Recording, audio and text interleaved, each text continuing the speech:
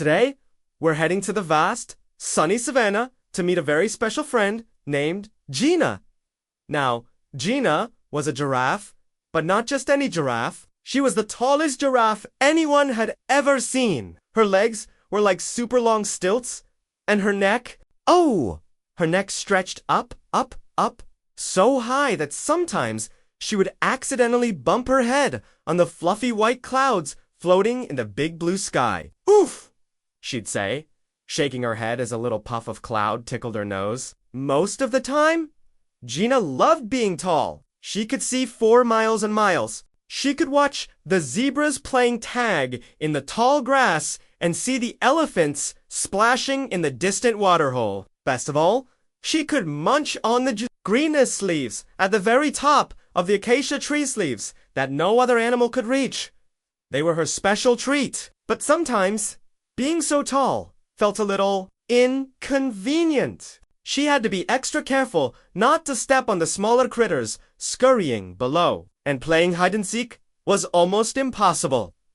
Her long neck always gave her away. One morning, something unusual happened. A thick, gray fog rolled across the savannah, blanketing everything in a soft, misty haze. It was so foggy that Gina couldn't even see her own hooves. The world felt quiet and mysterious. As Gina was carefully trying to find her favorite breakfast tree, she heard a tiny, sad sound.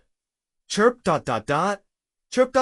Where am I? It was a very small, very lost little bird, fluttering around in a panic. The poor thing had been flying home to its nest when the fog rolled in, and now it couldn't see a thing. The bird looked so scared, circling aimlessly in the thick mist. Gina's kind heart went out to the little creature. She knew she had to help. "Don't worry, little one," she said, her voice soft and gentle so as not to frighten the bird. "What's wrong?" The little bird landed on a branch near Gina's knee, trembling. "I can't find my nest," it chirped, its voice full of tears. "My family's waiting for me, but this fog is too thick. I'm completely lost." Gina looked around. The fog was like a big, gray wall. For a moment, she wasn't sure what to do. The ground was no help at all.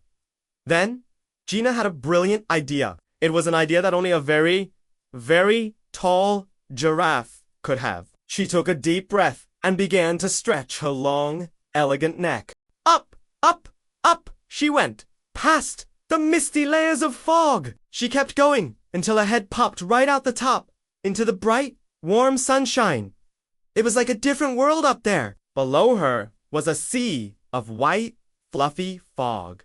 But above her, the sky was perfectly clear and blue. She blinked in the bright light and looked around. The savannah stretched out below the fog, and from her amazing viewpoint, she could see everything. She scanned the treetops, looking for a small, cozy nest.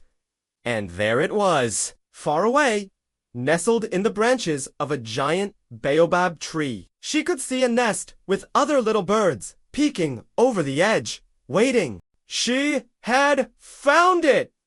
Carefully, Gina lowered her head back down into the fog until she was eye level with the worried little bird. A big, friendly smile spread across her face. "I've found it," she announced cheerfully. "I can see your home from up there. It's safe and sound."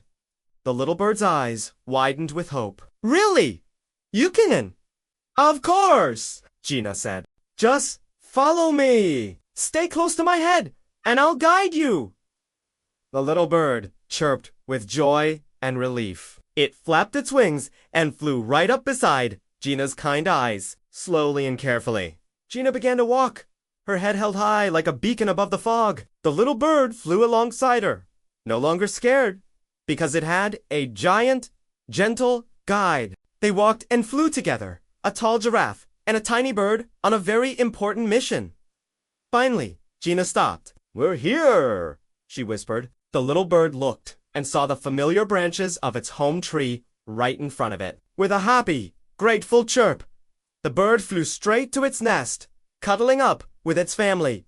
Thank you, tall friend," it called out to Gina. Gina smiled, her heart feeling as warm as the sun above the clouds. Her tallness, which sometimes felt like a problem, had helped someone in a very big way. And Gina learned a wonderful lesson that day. Sometimes, the very thing that makes us different, the thing that makes us unique, is our greatest strength. It's our superpower to help others. So remember, whatever makes you special is something to be proud of. Thanks for listening, everyone. Don't forget to like and subscribe for more stories. See you next time.